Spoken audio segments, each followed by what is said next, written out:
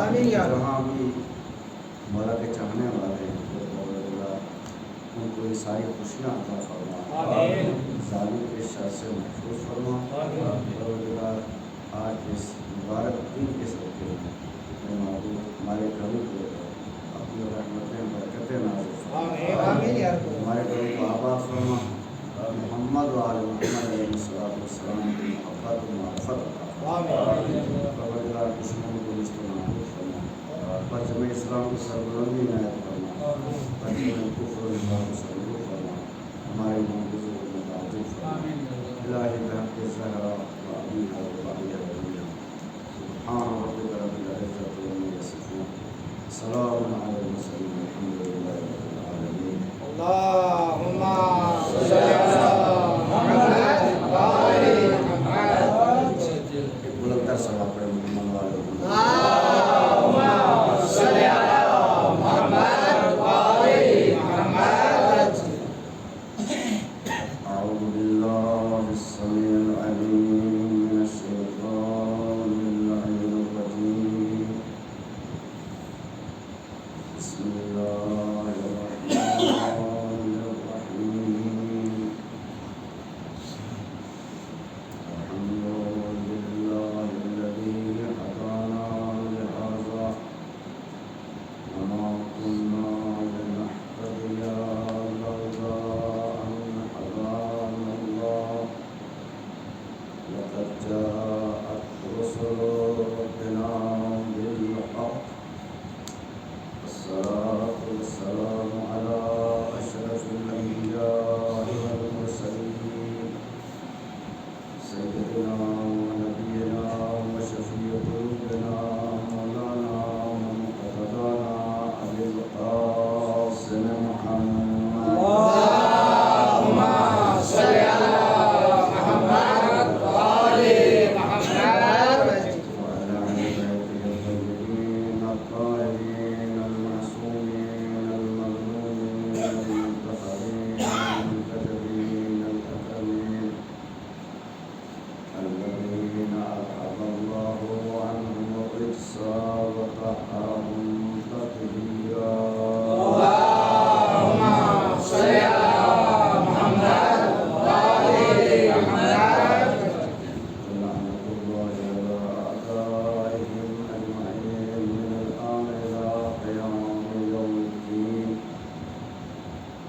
أما بعد فقد قال سبحانه وتعالى عز اسمه في محكم كتابه ومتقن خطابه وقوله الحق، بسم الله الرحمن الرحيم، صم بكم عمي فهم لا يعقلون، صدق الله العلي العظيم، صدق محمد اللہم صل علی محمد و آل محمد۔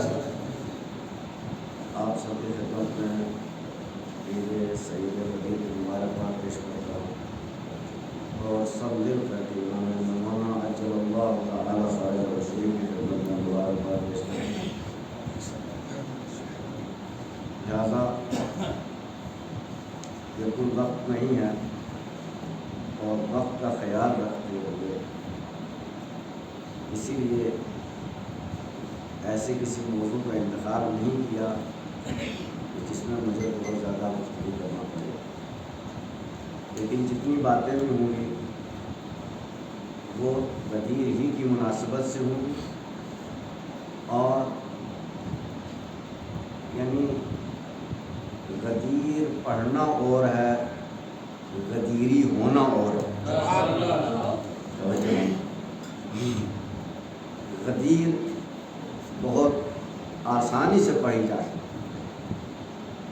مگر غدیر پڑھنے کا حکم نہیں ہے، غدیری ہونے کا حکم ہے، اس لیے کہ غدیر میں تو اور بھی تھے، غور ہی نہیں کیا آپ تھے۔ میں نے ایک جملہ کہہ دیا، اگر آپ کو کافی ہے، غدیر میں ہونا کافی نہیں ہے، بلکہ مقصد غدیر کے ساتھ ہونا ہے۔ غور نہیں کر سکتے۔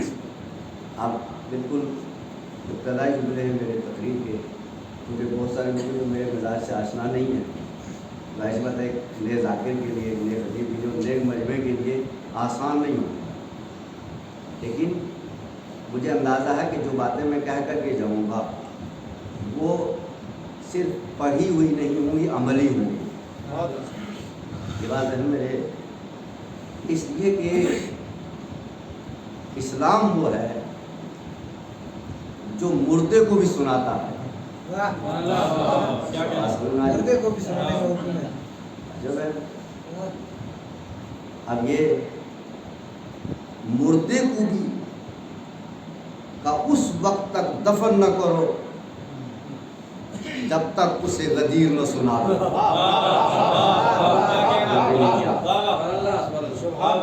مطلب یہ عجب چیز ہے کہ نماز پہلے رکھی، غدیر کا سبق بعد میں رکھا، تاکہ دنیا کو پتہ چل جائے کہ جہاں غدیر نہیں ہے وہاں نماز نہیں ہے۔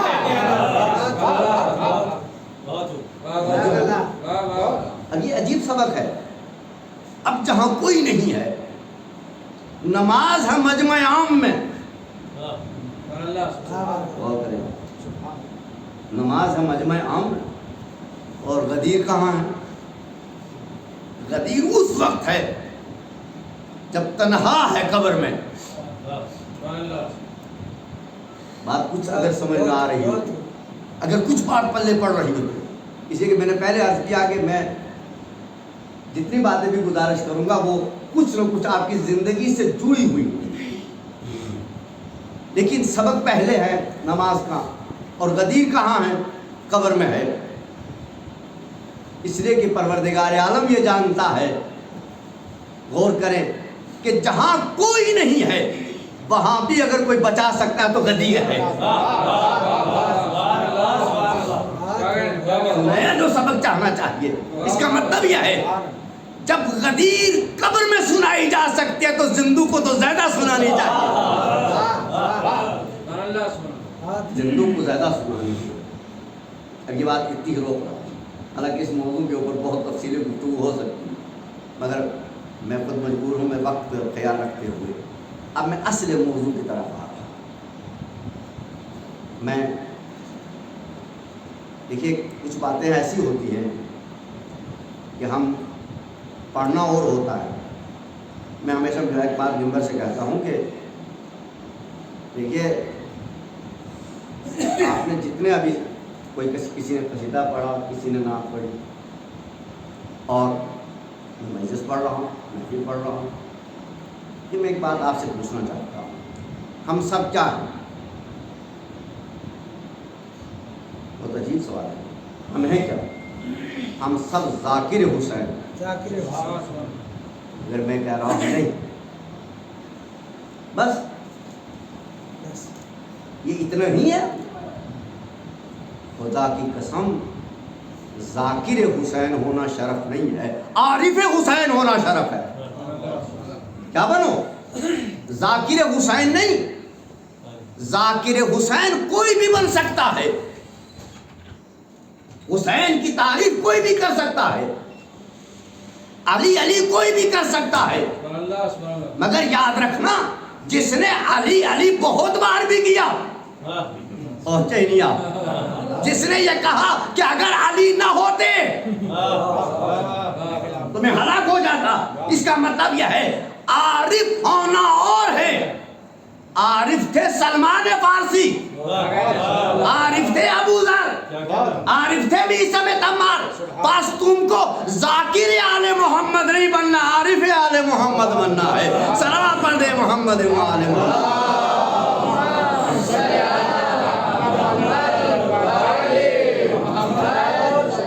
اب ایک نصیحت کر کے جا رہا ہوں، چونکہ اگر کربلا نہ ہوتی تو غدیر نہ ہوتی، یہ بھی آپ یاد رکھیں۔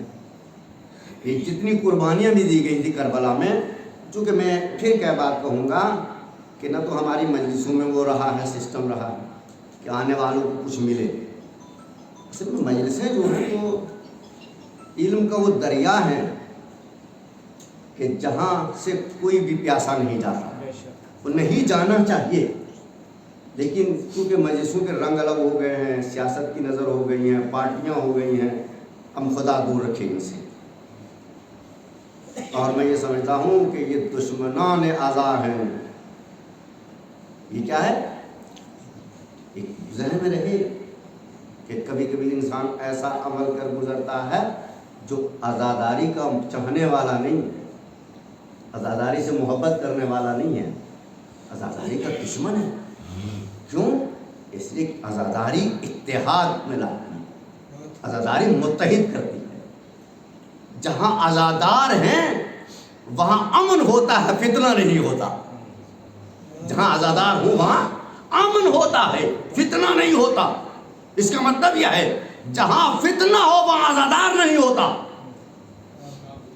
یہ بات تو نہیں سمجھ میں آ جاتی ہے؟ یہ دونوں چیزیں جمع نہیں ہو سکتی، دونوں چیزیں یا ایک مقام کے اوپر جمع نہیں ہو سکتی، دونوں کا جدا جدا ہے، دونوں کے راستے الگ الگ ہیں۔ اب سوال یہ پیدا ہوتا ہے کہ میں پوچھتا ہوں کہ دنیا ہم سے ایک سوال کرتی ہے، آپ سے بھی سوال کرتی ہے کہ ہم پڑھے لکھے لوگ موجود ہیں، کچھ ایجوکیشن ڈپارٹمنٹ سے منسلک کے پڑھاتے ہیں، اور کچھ جو ہے ڈاکٹر لوگ موجود ہیں۔ یہ پڑھا لکھا مجمع ہے، مختصر ہے، مگر بہت جامع مجمع میرے لیے۔ میں آپ سے ایک سوال کرتا ہوں کہ کاش اگر صرف اور صرف میرے نوجوانوں مجلسیں ہوں گی، ابھی میں اس موضوع کو بڑی شدت کے ساتھ بیان کروں گا، لیکن ایک مقدمہ آپ کے سامنے قائم کر دوں تاکہ کل تک جس مجلس کے بعد سوچنے کا حوصلہ نہ پیدا ہو اسے مجلس نہیں کہتے۔ جس مجلس کے بعد وہ سوچنے کا حوصلہ نہ پیدا ہو، انسان کی فکر نہ جاگے، غور کر رہے میری بات کے اوپر، بچوں کے میں اندر بیداری نہ پیدا ہو، پھر وہ ذکر حسین نہیں ہے۔ ذکر حسین مردہ کو زندہ کرنے والا ہے۔ تو یہ میں آپ سے کیوں کہہ رہا ہوں، یہ بات میں نے کیوں کہی؟ اس لیے کہی کہ اگر صرف ہم اس فرش اعضا کا خیال رکھتے جو ہمارے بزرگوں نے ہم کو بڑی محنتوں کے ساتھ تحفے میں دیا، اس سے بڑی کوئی وراثت ہمارے پاس نہیں۔ خدا کی قسم زمینیں وراثت میں دی ہیں مگر 6 ہی فٹ ملتی ہے۔ وراثت وہی ہے، وراثت وہی ہے۔ میں یہاں پہ ہنسنے کے اعتبار سے کوئی غدیر ہے، ایک بڑی بات کہہ رہا ہوں سمجھنے والوں کے لیے۔ اب یہ میں چونکہ میں نے علم صرف و علم نفسیات پڑھا ہے، لہذا علم نفسیات کی بات کر رہا ہوں تاکہ لوگوں کے نفس کے ساتھ جا کر کے میری بات ٹکرائے۔ ہمارے گرسائی کے ایک بہت امیر آدمی اور بہت طاقتور قدرت مند انسان جس کا ایک جلوہ تھا، کوئی بھی سمجھ لیجیے ایکس وائی زیڈ، جس کی تعریف میں ممبر سے کر رہا ہوں، ظاہر سی بات ہے وہ کوئی بہت بڑا قدرت مند ہوگا، بہت بڑا طاقتور ہوگا۔ اور ایک کچہری جسے کہتے ہیں گرسائی میں پنیالی میں پنیالی میں ایک کچہری ہوئی تھی، کچھ لوگوں کے ذہن میں شاید وہ یہ بات پہنچ گئی، تو وہاں پہ یہ فیصلہ کر رہے تھے کہ اسے پوچھا بھائی تم ہو کون، تمہارے پاس زمین کتنی ہے؟ اب واقعاً جو عزادار حسین ہے نا، اس کا جواب بڑا تسلی بخش ہوتا ہے۔ یہ بات ذہن میں رہے، میں کہاں بات کر رہا ہوں، چونکہ بعض بات بھی ممبر سے تفصیل سے نہیں کیجیے لیکن اشارہ سمجھے۔ اس نے کہا کہ میرے پاس جو ہے وہ 100 کنال زمین ہے اور اتنی زمین ہے اور اتنا جنگلات ہے اور یہ ہے۔ کہا کہ آپ کے پاس کتنے ہیں؟ کہ بس آپ سے کوئی 1 ہاتھ کم ہے، 1 گٹھ۔ بات پہنچی ہے؟ آپ سے کوئی 1 گٹھ کم ہے۔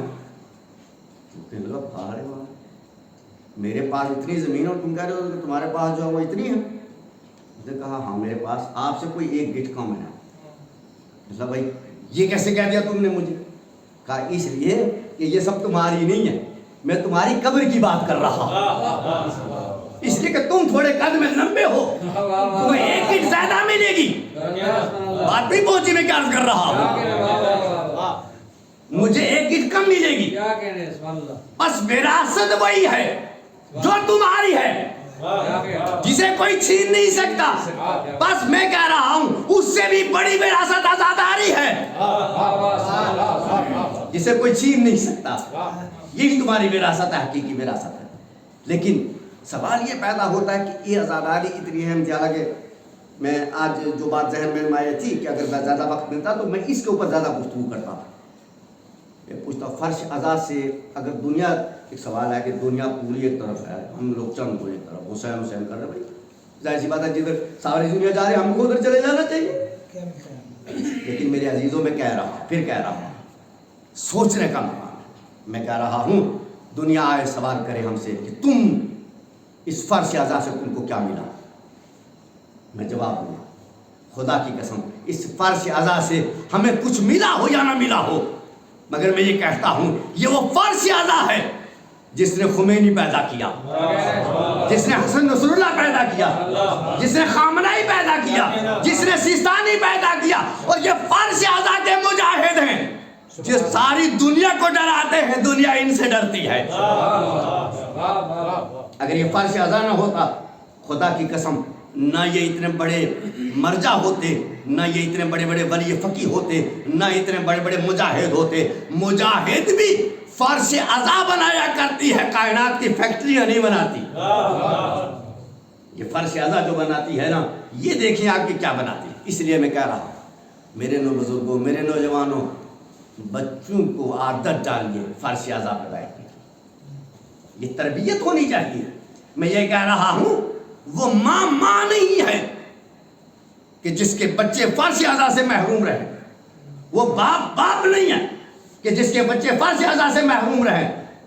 और ये बड़ी बदनसीबी है उसकी कि उसके बच्चे फर्श अज़ा से महरूम रहे। इसलिए कोई माँ की तरबियत का ये असर होना चाहिए कि दुनिया में कहीं नजर आए ना आए मगर फर्श अज़ा पे नजर आए। बस ये इतनी बात कहनी थी मुझे। अब मैं अपने असल मौजू की तरफ सलवात पढ़ते मोहम्मद वाले।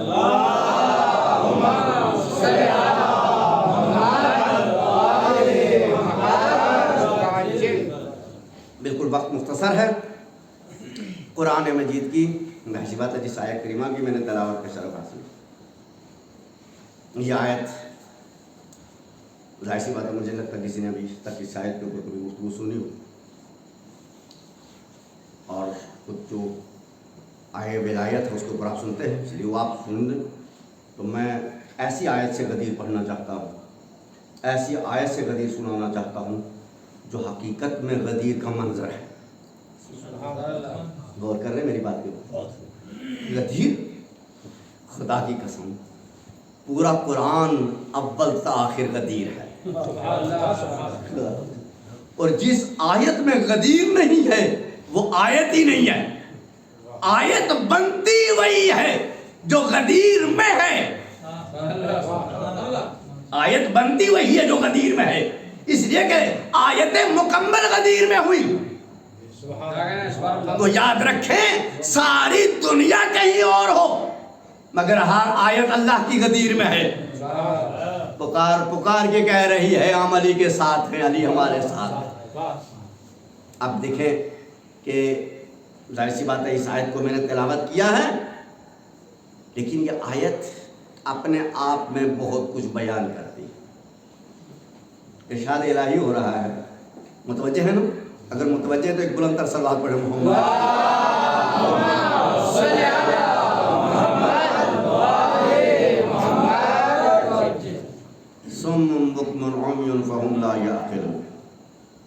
एक लफ्ज़ नौजवानों बार बार मिंबर से कह रहा हूँ कि तवज्जो की ज़रूरत है, इसलिए कि मैं ये बात कहना चाहूँगा आपसे कि देखिए ये वो ज़माना है कि जो कुरान शनासी का ज़माना नहीं है, सिर्फ कुरान पढ़ने का ज़माना, मगर कुरान की मारिफत का ज़माना होना चाहिए। इसलिए कि तुम अली वाले हो, तुम्हारा काम है कुरान समझना, तुम्हारा काम है कुरान समझाना, और जो कुरान नहीं समझा सकता वो गदीर नहीं समझा सकता। جو قرآن نہیں پہنچا سکتا وہ غدیر نہیں پہنچا سکتا. اس لیے قرآن تمہاری ذمہ داری ہے. اور پھر اگر تم نے قرآن کو نہیں سمجھا تو یقیناً تم نے اہل بیت کو بھی نہیں سمجھا. یہ اب میں بات سے بات نکل رہی ہے تو میں کیا کہوں آپ کی خدمت میں کہ اس دور میں ہمارے پاس یہ جو قرآن مجید ہے حقیقت میں یہ قرآن نہیں ہے. اب آپ کہیں گے کہ یہ عجیب لفظ کہا میں. بالکل یقین جانے کہ یہ جو آپ کے پاس قرآن ہے یہ قرآن صرف قرآن نہیں ہے بلکہ یہ ایک تصویر علی کی ہے. اور ہی نہیں کیا ایک تصویر رسول کی ہے, ایک تصویر زہرا کی ہے, ایک تصویر حسن کی ہے, ایک تصویر حسین کی ہے. اب میں یوں نہ کہوں کہ قرآن کا ایک رخ الفاظ ہے دوسرا رخ آل محمد کا ہے.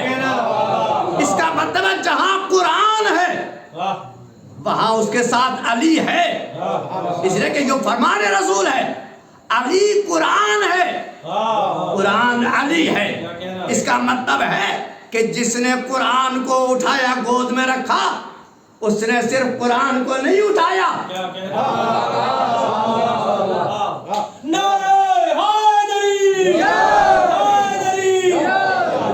اس نے تنہا قرآن کو نہیں اٹھایا بلکہ میں یہ کہوں گا وہ ہاتھ کتنے مبارک ہیں,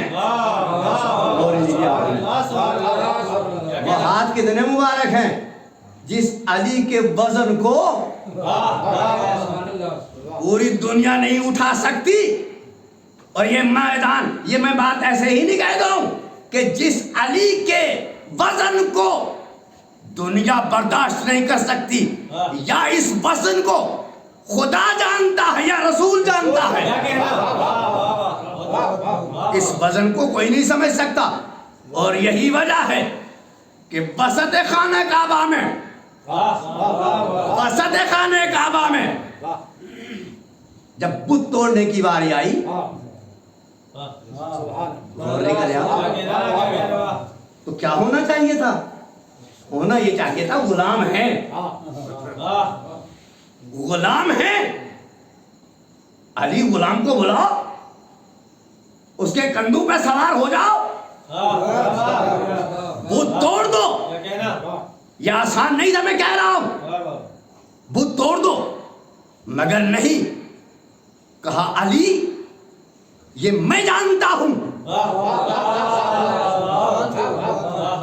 میں جانتا ہوں. علی دنیا کیا جانے کہ علی کے پائے مبارک کہاں ہے, یہ صرف رسول جانتا ہے یا خدا جانتا ہے. اور یہ صرف رسول نے اس لیے نہیں اٹھایا علی کی محبت میں بلکہ اس لیے اٹھایا تاکہ دنیا جان لے علی کے وزن کو یا رسول جانتا ہے یا خدا جانتا ہے. سمجھ میں آ رہی یہ موضوع یہ ہے اصل حقیقت. تو میں پہلے سمجھ میں آیا رسول اللہ نے اس وقت علی کو کہاں اٹھایا بلند کیا. خدا کی قسم اب دنیا سمجھے. میں صرف اتنا کہنا چاہتا ہوں مجھے کوئی بتائے ایک صلوات پڑھ دے محمد والے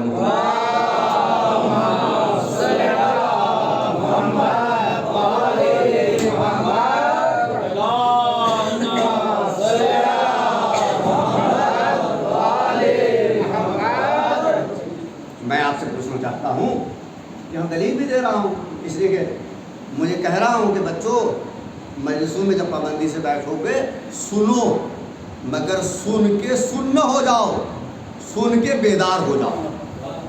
اور اگر لگے کہ کہیں تقریر غلط ہو رہی ہے غور کرنے میں کیا غلط کر رہا ہوں, تقریر غلط ہو رہی ہے تو تقریر کے بعد سوال بھی کیا کرو تاکہ دوسرے دن پڑھنے کے لیے جب کوئی آئے تو کورا سوتا ہوا نہ آئے. یہ ہمارا مزاج بن گیا ہے بابا. میں کہہ رہا ہوں یہ ممبر یہ بحث و مباحثے کی جگہ تھی. ممبر ایک بولنے والے کا نام نہیں ہے جو پوری امت کو خاموش کر دے.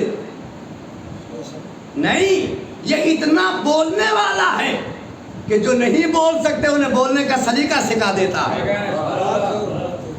بولا سمجھ میں نہیں آیا, کوئی مشکل نہیں. تو میں یاد کر رہا ہوں یہ جو برادران ہیں ہمارے, آپ ہیں, میں آپ سے سوال کر رہا ہوں, مجھے یہ بتائیے کہ جس قرآن کو پوری دنیا سینے سے لگائے گھوم رہی ہے, غور ہی نہیں کر رہے ہیں, ہمیں قرآن پڑھتے پڑھتے تھمتے نہیں ہیں, اور ایسے ایسے پڑھنے والے جو پڑھتے پڑھتے اندھے ہو گئے, پڑھتے پڑھتے اندھے ہو گئے. کچھ عرض کر رہا ہوں, پڑھتے پڑھتے اندھے ہو گئے. اب سمجھ میں آیا. سوال یہ پیدا ہوتا ہے کہ قرآن میں یہ پوچھ رہا ہوں, مجھے یہ بتاؤ کہ قرآن کتنا محترم ہے. کہا سب سے بڑا محترم ہے. بھئی قرآن ہی کے لیے تو امت جی رہی ہے. میں کیا عرض کر رہا ہوں میرے عزیزوں, اس لیے بات باہر پہنچ رہی ہے. کوئی ایک سننے والا بھی اگر میری بات کو سمجھ جائے تو میں سمجھوں گا میں نے غدیر پڑھا ہے. سمجھ میں آیا. تو قرآن کہاں, کہا سب قرآن. جس مسجد میں دیکھو قرآن, جس گھر میں دیکھو قرآن. وہ کر رہے ہیں. اچھا یہ تو الگ ہو گئے, کتنے حافظ قرآن, کتنے قاری قرآن. مگر میں یہ پوچھ رہا ہوں یہ تمہارا قرآن افضل ہے یا جو نبی کے پاس تھا وہ افضل ہے؟ نہیں پہنچے, ابھی نہیں پہنچے.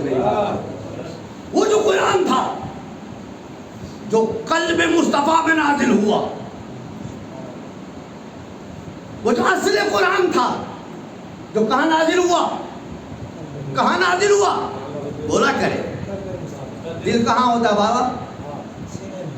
سر میں ہوتا ہے. کسی کے سر میں دل دیکھا ہے؟ نہیں ہوتا. اب میں یہ پوچھنا چاہتا ہوں, مجھے ذرا انصاف سے یہ بتا دو کہ جب علی کے پیر یہاں تھے قرآن یہاں تھا. کیا کہنا؟ نہیں پہنچے نا, پہنچ گئے. جب علی کے پیر یہاں تھے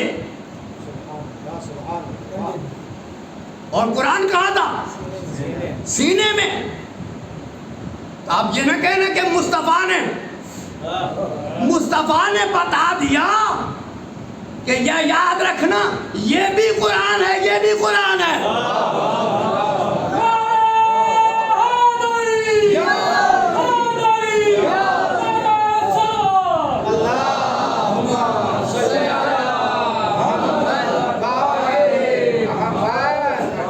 یہ بھی قرآن ہے, یہ بھی قرآن اور یہ بھی قرآن ہے. توجہ ہے. اور اس لیے امیر المومنین نے فرمایا تھا, میدان جنگ میں کہا تھا, اور یہ اپنے لوگوں سے کہا تھا, چاہنے والوں سے کہا تھا کہ جو قرآن نیزو پہ بلند ہے یہ خاموش قرآن ہے, اور میں بولتا ہوا قرآن ہوں.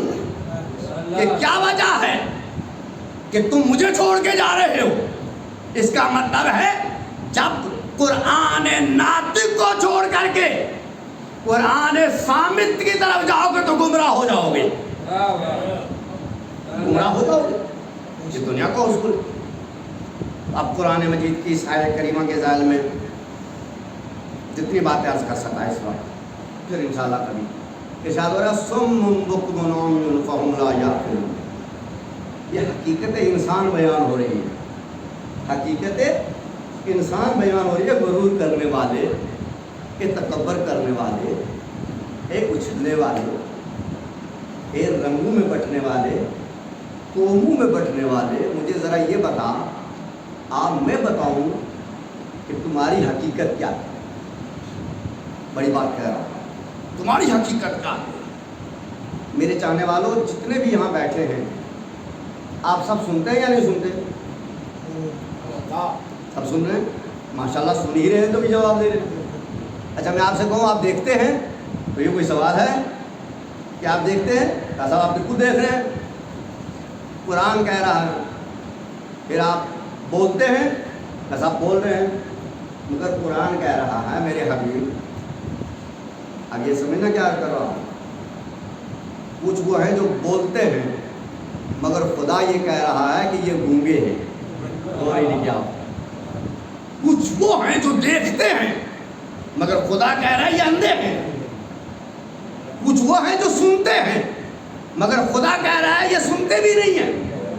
اچھا پھر ایک آخری بات رہی کل ملا کر کے، اللہ نے پورا ڈھیر کر دیا، کہا صم بکم عمی، نہ یہ بولتے ہیں نہ یہ سنتے ہیں نہ دیکھتے ہیں، فہم لا یعقلون، یہ عقل بھی نہیں رکھتے،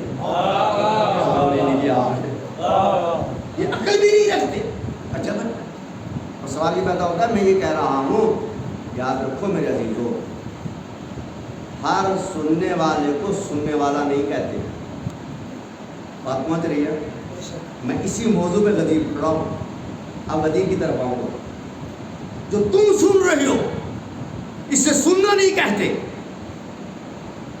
جو تم بول رہے ہو اسے بولنا نہیں کہتے، جو تم دیکھ رہے ہو اسے دیکھنا نہیں کہتے۔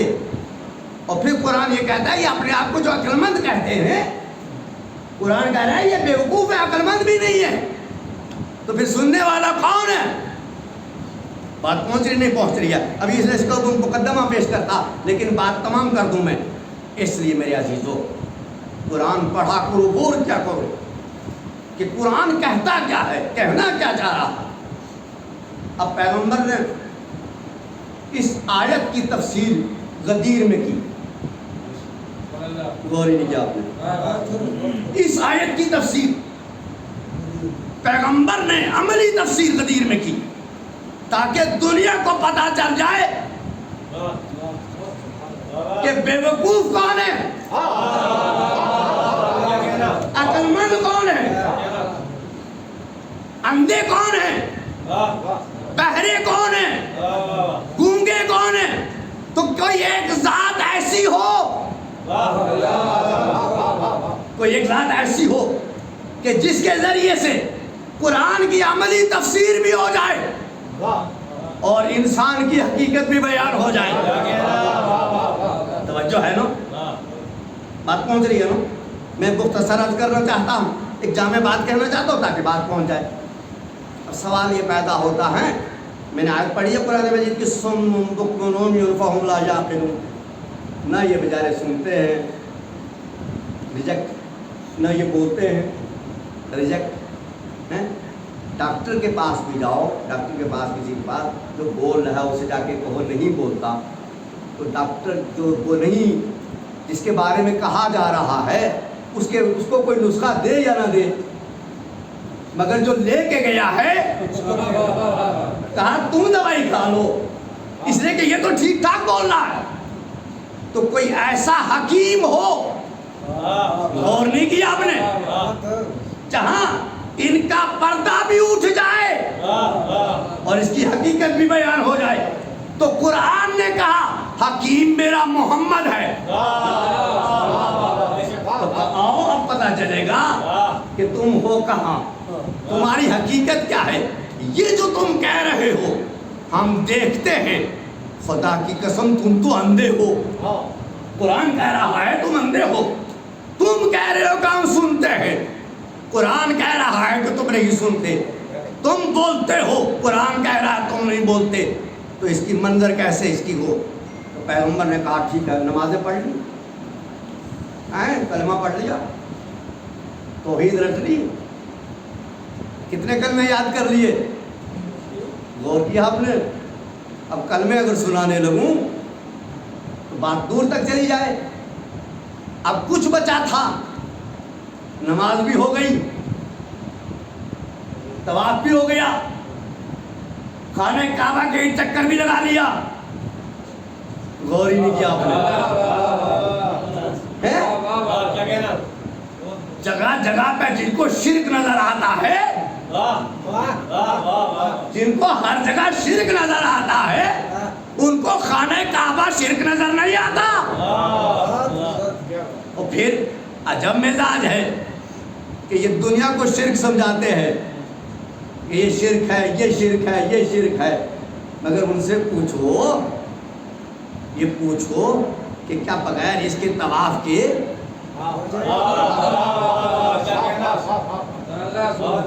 ایک گھر کے طواف کے بغیر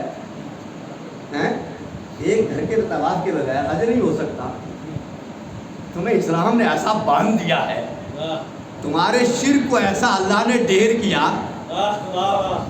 ہے، تمہارے شرک کا ایسا اللہ نے ڈھیر کیا کہ تم دیکھو تو صحیح ہم کیسے تمہارے شرک کی ڈھیر کرتے ہیں۔ اب میں سوال یہ کرتا ہوں، مجھے دنیا یہ بتائے کہ بھائی علی کہاں پیدا ہوئے؟ کعبہ میں۔ تو ظاہر سی بات ہے دشمنان علی کو کچھ کر سکتے یا نہ کر سکتے، مگر کم سے کم کعبہ تو دوسرا بنا لیتے، دوسرا کعبہ ان کو بنا لینا چاہیے۔ اب اگر دنیا سے پوچھا جائے کہ بھائی آپ نے مسجدیں بنائی، حقیقت ہے یہ بھی اللہ کا گھر ہے، وہ بھی اللہ کا گھر ہے۔ ڈاکٹر صاحب سے بات پوری توجہ سے، اب یہ بھی اللہ کا گھر ہے، مسجد کس کا گھر ہے بھائی؟ اللہ کا گھر ہے، خانہ کعبہ بھی اللہ کا گھر ہے۔ جب تم نے اتنی مسجدیں بنا ڈالی، جب اتنی مسجدیں بنا ڈالی، اتنی پارٹیاں بنا ڈالی، نہیں پہنچے، میں نے کہہ دیا جو کہنا تھا، اتنی پارٹیاں بنا لی، اتنے فرقے بنا لیے، اتنی نمازیں بنا ڈالی، آؤ مل جل کر کے ہم ایک کعبہ بنا لیتے ہیں۔ کیوں خرچہ کریں 5-6 لاکھ روپے وہاں جائیں گے، خرچہ بھی ہوگا، کم ہوگا، بچے گا بھی، اور ہم علی سے بھی بچ جائیں گے۔ غور نہیں کیا ہم اس سے بھی بچ جائیں گے، مگر یاد رکھیں وہ یہ کہیں گے کہ مولوی صاحب بات یہ ہے خالی دیوار کا نام، دیواریں چڑھانے کا نام کعبہ نہیں ہے، کعبہ بنتا ہی تب ہے جس میں علی پیدا ہو۔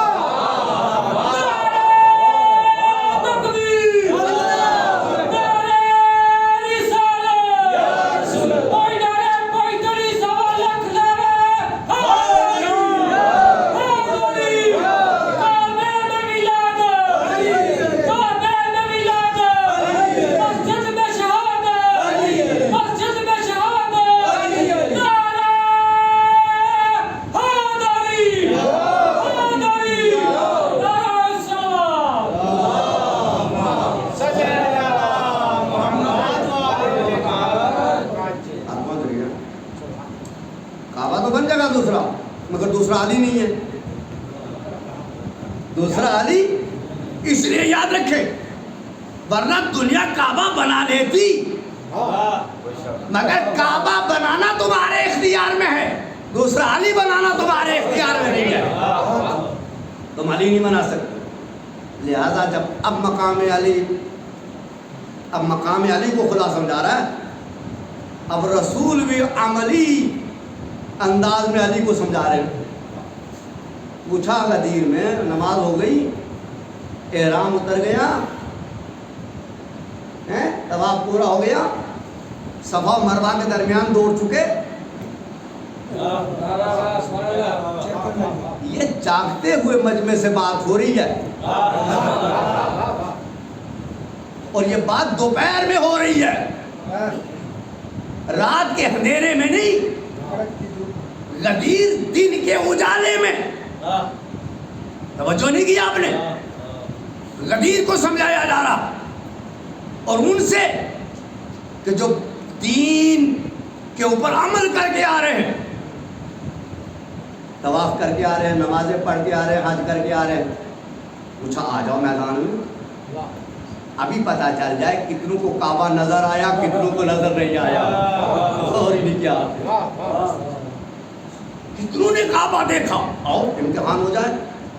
غدیر صرف ولایت علی کا نام نہیں ہے، غدیر امت کا امتحان بھی ہے،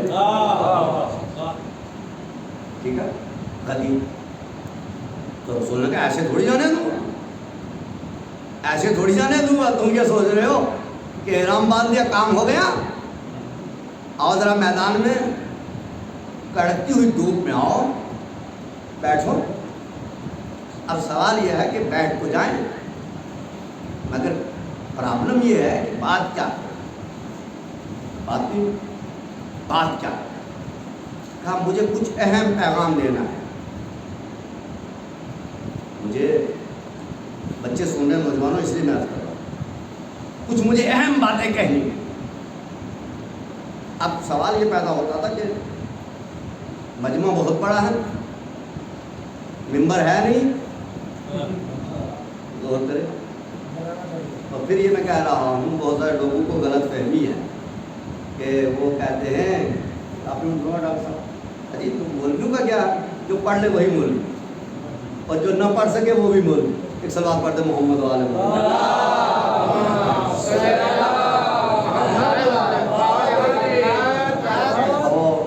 आपने शायद सुने हो, कहते हैं कि ये मिंबर जो है गदीरी है और ये मिंबर जो है मस्जिद वाला है। 2 मिंबर बनाए मौलवी, और ये मौलवी जाने। लेकिन मुझे तो गदीर का मिंबर एक ही मरतबा नजर आया, नहीं गदीर का मिंबर बना भी वही, इसलिए कि गदीर के मिंबर पे सिर्फ अली हो सकता है या रसूल हो सकता है, लिहाजा ये वही खत्म हो गया। अब ये गदीर का मिंबर तभी बनेगा जब उसी का बेटा पर्दे गैब से आएगा। ये कौन से मिंबर तुमने बना लिए बाबा? ये विलायत का, ये गदीर का मिंबर है, ये मस्जिद का मिंबर है। यार तुम्हारी समझ में नहीं आ रहा है हकीकत क्या है। हकीकत से थोड़ा समझो, ये 2 बातें नहीं। तो गदीर में रसूलुल्लाह ने जमा किया। अब ये कि कुछ लोग जो बड़े होशियार थे, हमारी तरह थोड़ी थे, बड़े तेज भी थे, अरब शराज थे, वो जानते थे। वो कहने लगे भाई बात तो सुननी पड़ेगी, कहा निकल लेते हैं। रसूल ने कहा इधर आओ बैठो। कहा मिंबर बनाना है, या रसूलल्लाह यहाँ तो पत्थर भी नहीं है और लकड़ी तो नाम की नहीं है, लकड़ी तो नाम की नहीं है, कारीगर तो नाम का नहीं है। ये तो हाजी बेचारे, इनका क्या लेना देना मिंबर से, ये तो नमाजी है, उसके लिए अलग चाहिए। तब कोई बात नहीं है, बताऊंगा मैं, बनाओगे तुम। अब हुआ ये कि अज़ाब अपने कुछ लोगों से कहा गए, इनके जो है वो घोड़े का जो पालान जो है उसको उतार लो, ऊँट का। ये देख रहे भाई हमारा ही घोड़ा, हमारे ही ऊँट का पालन, ये भी मुश्किल। अब ये भी अजीब हिकमत है कि जितने लोग खिसकने वाले थे रसूल ने बांध दिया।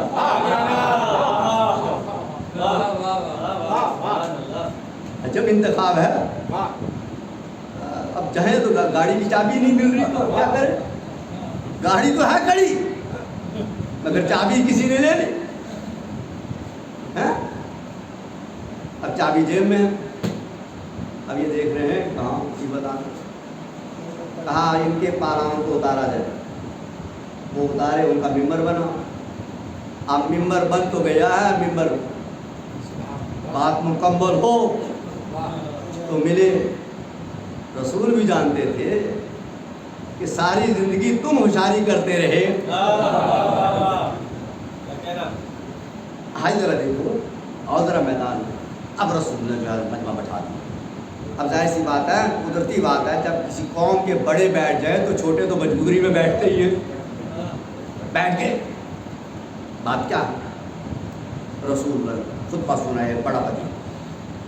अब जो खुतबा सुना के गए और खुतबे के दरमियान में जितनी बातें रसूल ने कही वो आगे ये इस वक्त में मुझे वक्त होता तो मैं ये, लेकिन ये बातें आपने गदीर कम से कम 5 दिन फिर जो खुतबा पढ़ा रसूलुल्लाह उसके ऊपर तकरीरें, ताकि नौजवानों को पता चले मौलवी की तकरीर और है, गदीर का खुतबा और है। नहीं सुनाना भी आपका काम है, गदीर का खुतबा सुना हमारा काम नहीं है बाबा किताब। یہ علی اس ذات کا نام ہے جس کا خطبہ لکھتا خدا ہے، پڑھتا مصطفیٰ ہے۔ میں نے بہت بڑی بات کہی ہے، میں نے کہا کہ علی اس عظیم ذات کا نام ہے جس کا خطبہ خدا لکھتا ہے، مصطفیٰ پڑھتا ہے۔ اب اس علی کو کون جانے جس کا خطبہ خدا لکھے اور مصطفیٰ پڑھے؟ اس علی کو ابھی دنیا نہیں سمجھ سکتی۔ اب رسول اللہ نے خطبہ سنایا اور اس کے بعد جو ہے جب سب لوگ متوجہ ہو گئے، عجب انداز تھا وہاں کا۔ چونکہ میں اس وقت غدیر کے اوپر ساری گفتگو نہیں کر رہا ہوں، اس لیے کہ مجھے اندازہ ہے کہ بات قرآنی ہو جائے گی۔ رسول اللہ نے خطبہ سنا دیا کہ قرآنی، اب خود خطبہ سنا چکے، اب رسول اللہ فرما رہے ہیں کہ یہ جو اتنا کچھ سنایا تم نے، میں نے تمہیں، آؤ اس کی عملی تفسیر دکھا دوں۔ اس کی عملی تفسیر کیا ہے؟ علی کو اٹھایا، بلند کیا، اور بلند کیا اور وہی اٹھایا، کالی بلند ہو جاؤ۔ یہ اور ہے جنہیں لوگ مل کے بلند کرتے ہیں، یہ علی ہے جسے رسول بلند کرتا ہے۔ اب خوش نصیب ہے میرا، علی کے ماننے والے کی طرف خوش نصیب ہے، ان کا ایمان تازہ ہو جاتا ہے۔ علی کو بلند کیا، بلندیوں پہ لے کے گئے۔ اب مجھے کہنے دیجئے، عجب جملہ ہے، ایک مولا نے ایک مولا سے ایک مولا منوایا۔ وَإِن كُنتُ مولا فَهَذَا عَلِيٌّ مولا، جس کا میں مولا اس کا یہ علی مولا۔ تب بات سمجھ میں آ رہی ہے؟ ایک وہ مولا، ایک رسول مولا اور ایک علی مولا۔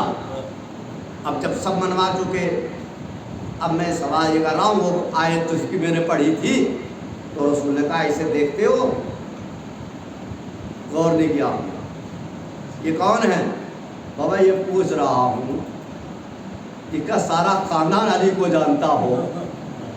اس علی کو دکھانے کی ضرورت کیا تھی؟ یہ تو بچپنے سے علی کو جانتے ہیں، کس نے چانٹے نہیں کھائے، کس نے علی کے جوہر نہیں دیکھے، کس نے علی کا علم نہیں دیکھا، کس نے علی کی شجاعت نہیں دیکھی؟ رسول فرما رہے ہیں کہ آؤ اسی دیکھو اور اسے پہچانو، یہ کون ہے اور یہ تمہارا مولا ہے۔ غور کریں میری بات کے اوپر۔ اب میں اس تفسیر، قرآن کہہ رہا ہے کہ نہیں دیکھتے، اب ہیں کون؟ ہیں کون؟ مسلمان ہیں یا نہیں ہیں؟ خدا کی قسم، جماعت کے مسلمان اور ہوتے ہیں، قرآن کے مسلمان اور ہوتے ہیں۔ جماعت والے مسلمان اور ہیں، قرآن والے مسلمان اور ہیں۔ فرمایا کہ نہیں، اسے علی کو دیکھو۔ اب بھی کہہ رہا ہوں، میں دکھا بھی رہا ہوں، نہیں دیکھ رہے ہو، غور ہی نہیں کیا۔ خدا کی قسم، ایک ایک لفظ کے اوپر غور کیجیے گا، میں دکھا رہا ہوں۔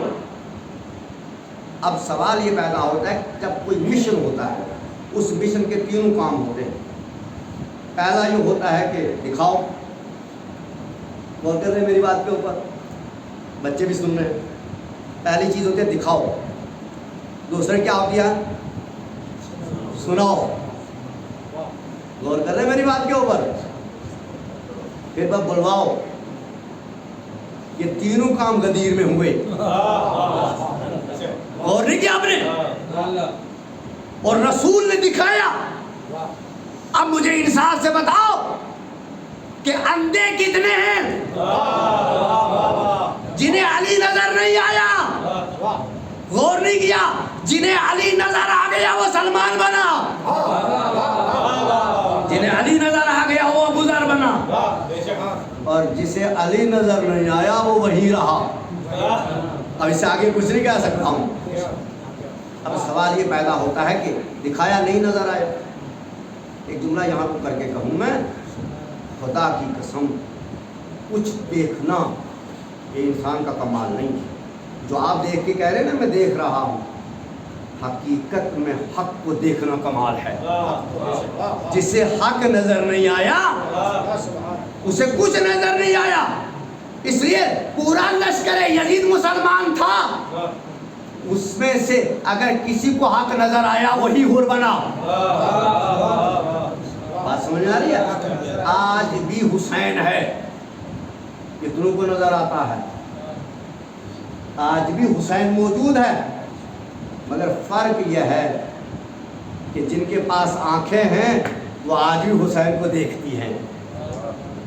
اب یہ بات میں نے اس نقطے سے کہی ہے, یہ بہت بڑی بات کہی ہے میں نے. کاش اس کے اوپر اگر آپ غور کریں گے تو روایات میں آپ کو بہت سارے دلائل ملیں گے. آج بھی حسین موجود ہے. پھر رسول نے کہا, دکھایا غدیر میں, جس کو نظر آیا وہی مسلمان رہا, وہی قرآنی رہا. رسول نے سنایا, رسول نے کتنا بڑا خطبہ سنایا, مگر کتنوں نے سنا, کتنوں نے غدیر کو سنا. اب رسول نے تیسری ذمہ داری لگائی, کہا دیکھ لیا, سن لیا, اب پتہ چلے گا قیامت کے دن کون سنتا تھا کون نہیں سنتا تھا, کون دیکھتا تھا. کہا دیکھو اب جب پلٹ کے جانا اپنے اپنے گھروں میں تو کیا کرنا, جب کوئی پوچھے کہ رسول نے کیوں روکا, غور ہی کیا رسول نے کیوں روکا, تو کہنا کہ غدیر سنانا. غور ہی نہیں کیا, غدیر سنانا. خدا کی قسم اللہ نے آنکھیں اس لیے دی تاکہ علی کو دیکھو, کان اس لیے دیکھیے تاکہ ذکر علی سن سکو, زبان اس لیے دی تاکہ ذکر علی کر سکو. یہ تینوں نہیں تو کچھ نہیں. فرمایا جب جانا واپس اپنے اپنے وطن تو کوئی پوچھے کیوں روکا, کہا غدیر سنانا, ولایت علی بیان کرنا. اب اسی کے واقعے میں ایک جو ہے ایک شخص جو ہے بعد میں جو ہے وہ بعد رسول مولا کائنات خطبہ دے رہے تھے. اب یہ بزرگ تھے بیچارے, اور ان سے مولا کائنات نے پوچھا, کہا یہ بتاؤ کہ تم غدیر میں تھے. کہا تھا. بہت توجہ کر, بس اب میں نے جتنی باتیں کہنی. کہا غدیر میں تم تھے؟ کہا جی ہاں تھا. اب وہ بعض لوگوں کی عادت ہوتی ہے کہ جب وہ مطلب کی بات کی جائے تو سنتے کم ہے نا, اب یہ عادت ہوتی ہے. سلوات پڑھتے محمد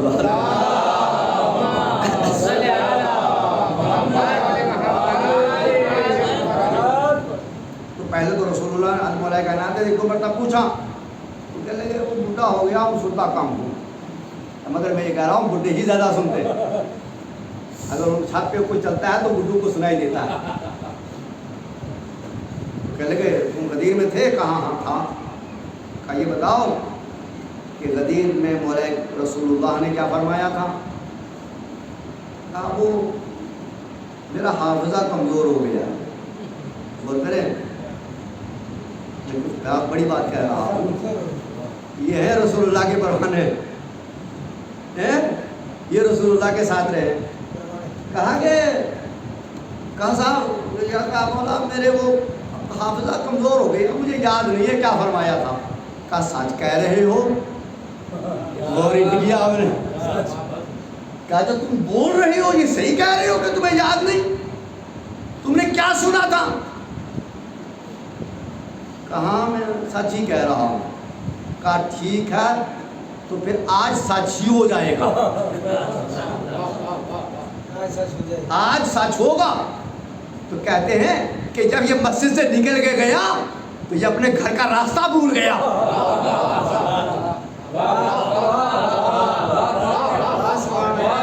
بات پہنچ رہی ہے. اس کا مطلب جسے اب تک مسجد کا راستہ یاد تھا یہ بھولا ہوا نہیں تھا. اس لیے کہ غدیر تو دن میں دکھائی مگر علی نے فرمایا کہ یاد رکھ کہ جس کے پاس غدیر نہیں ہے، جس طرح سے وہ دنیا میں بھٹکتا ہے ایسے آخرت میں بھٹکتا پھرے گا۔ اللہ نے گرامی، بس اس لیے بہت زیادہ گفتگو ہوگی، پرانی گفتگو ہوگی، بس میں دعا ہی کروں گا۔ اور یہ دعا میں بخل مت کیا، دعا جب مانگا کرو بس سب کے لیے، جب آپ سب کے لیے مانگو گے تو اللہ آپ کے اوپر خود بہت رحم کر دے گا۔ پروردگار محمد و آل محمد کے صدقے میں ان خوشیوں میں سب کو شریک فرما، جو ہمارے درمیان میں نہیں ہے، جو ہمارے سے دور ہو چکے ہیں، جو ہمارے درمیان سے چلے گئے ہیں، میرے بابو ان خوشیوں کی برکتیں انہیں بھی نصیب فرما۔ خصوصاً جو ارواح آج ہمارے درمیان میں موجود ہیں، حاضر ہوئی ہیں، پروردگار مولا کے چاہنے والی ہیں، ان کو شاد فرما، ان کو خوشحالی فرما۔ رب کریم محمد و آل محمد کے صدقے میں جتنے مومنین مومنات چشم شریف ہوئے ہیں، مولا کے صدقے میں انہیں خوشی نصیب فرما، ہمارے غم اور پریشانی سے محفوظ فرما، پروردگار ان کے اوپر رحمت برکتیں نازل فرما، ان سب کو صحت و سلام کی لوگوں نے عنایت فرما۔